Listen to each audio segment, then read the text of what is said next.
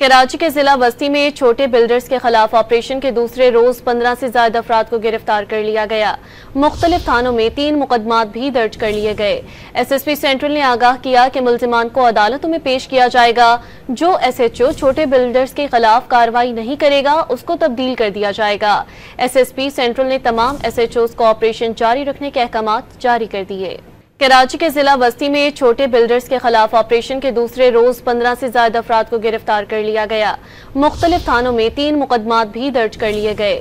SSP central ने आगाह किया कि मुल्जिमान को अदालतों में पेश किया जाएगा। जो SHO छोटे बिल्डर्स के खिलाफ कार्रवाई नहीं करेगा उसको तब्दील कर दिया जाएगा। SSP सेंट्रल ने तमाम SHOs को ऑपरेशन जारी रखने के अहकाम जारी कर दिए। कराची के जिला बस्ती में छोटे बिल्डर्स के खिलाफ ऑपरेशन के दूसरे रोज 15 से ज्यादा अफराद को गिरफ्तार कर लिया गया। मुख्तलिफ थानों में 3 मुकदमात भी दर्ज कर लिए गए। SSP सेंट्रल ने आगाह किया कि मुल्जिमान को अदालतों में पेश किया जाएगा। जो SHO छोटे बिल्डर्स के खिलाफ कार्रवाई नहीं करेगा उसको तब्दील कर दिया जाएगा। SSP सेंट्रल ने तमाम SHOs को ऑपरेशन जारी रखने के अहकाम जारी कर दिए।